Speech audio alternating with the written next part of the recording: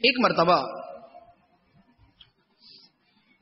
امام اعظم ابو حنیفہ رضی اللہ تعالی عنہ کے مشہور شاگرد امام محمد رحمت اللہ تعالی علیہ امام شافعی علی رحمہ کے گھر جلوہ فرما تھے۔ عشاء کی نماز کے بعد امام محمد رحمت اللہ علیہ اپنے بستر پر تشریف لے گئے اور جا کر لیٹ گئے۔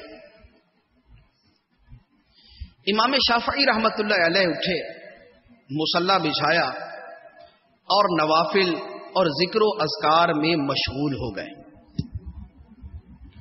اور امام شافعی رحمت اللہ علیہ کو بڑا تعجب ہوا کہ امام محمد اتنے بڑے امام ہیں اور رات کے وقت نوافل پڑھنے کی بجائے، ذکر و اذکار کی بجائے اپنے بستر پر لیٹ گئے۔ بہرحال آپ نے ساری رات نفل ادا کیے، ذکر و اذکار میں رات بسر کی۔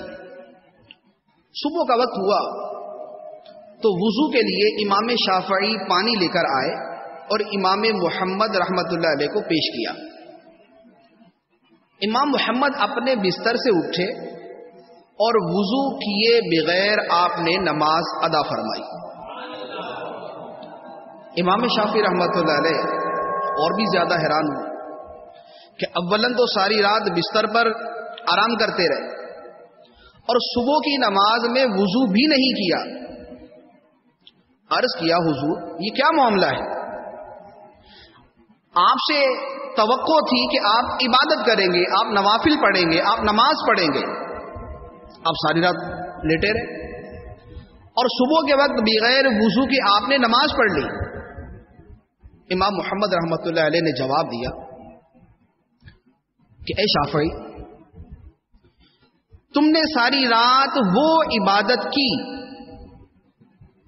جس کا نفع تمہیں ہوا، تم نے ساری رات وہ عبادت کی جس کا نفع تمہیں ہوا، اور میں ساری رات بستر پر لیٹ کر اللہ کی کتاب سے شرعی مسائل اخذ کرتا رہا، اور میں نے ایک رات میں قرآن پاک سے 1000 سے زیادہ مسائل نکالے۔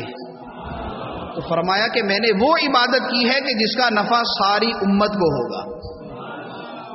یہ امام محمد رحمت اللہ علیہ کا طرز عمل اور یہ ان کی رات کی عبادت تھی، جس کا تعلق علم دین کے ساتھ، جس کا تعلق دین کے مسائل اخذ کرنے کے ساتھ، قرآن و حدیث سے وہ مسائل نکالنے کے ساتھ۔